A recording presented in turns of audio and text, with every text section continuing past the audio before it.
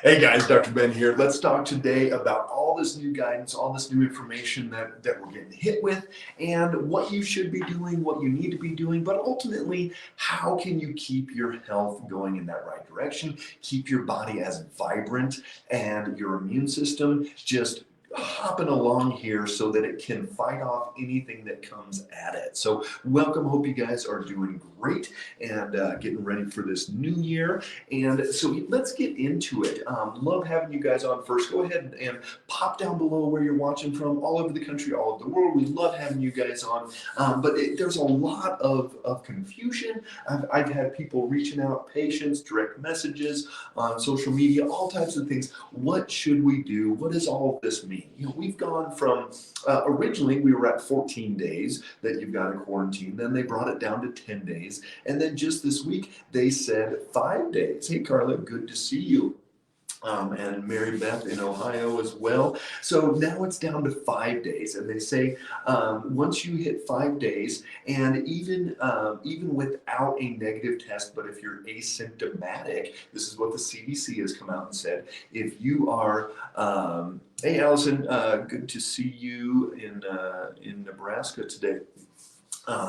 Yeah, I actually grew up in Ralston there, right by you guys. So here's the deal: 5 days, and usually that's a day or two of asymptomatic that you've got it, and then 2 or 3 days of potential symptoms. But after 5 days from getting a positive test, then you are able to go back to work. You're able to do a lot of different things. And even if you don't get a negative test, so you don't have to go get another test done. I know right now there's lines everywhere. What are you guys seeing where you are as far as lines go? I know you go to Walgreens or whatever, you can't even find a test.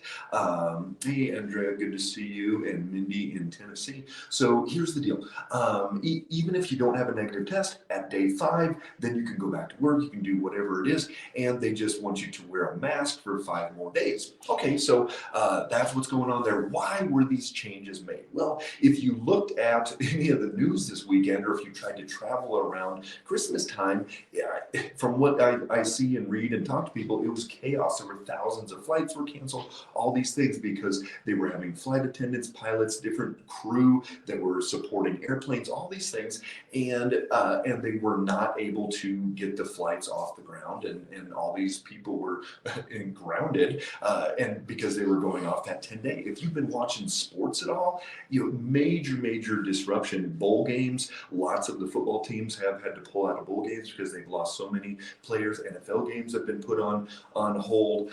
Basketball games, the NBA. And the interesting part to me is these were all like 95% plus people that had gotten their shots in these sports teams and all these different things, and yet we're still getting all of these positive tests. So this is what really led that guidance change. Yes, over the last month with Omicron, they're saying, oh, we're more likely to have less severe symptoms, not having hospitalizations, things like that, and they're saying that it's going to move through quicker, in a month for them to have that information. I'm not quite sure if that's it, or if it's more about the financial side and the financial ramifications of having these major disruptions in sports, in airlines. But even for the medical professionals, they've said if there's emergency situations, or if the hospital's not going to be able to keep going, they're allowed to even not take any time off, and they're doing their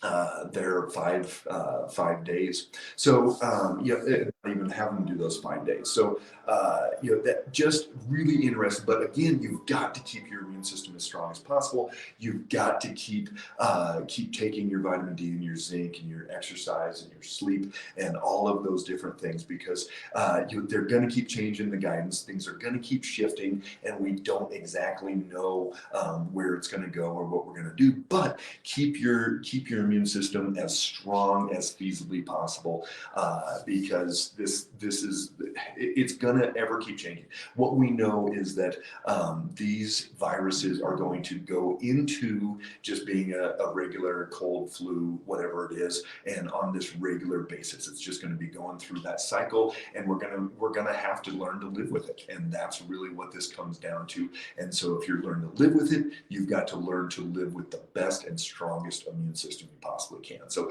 thanks for jumping on. Love having you guys. Have a great day.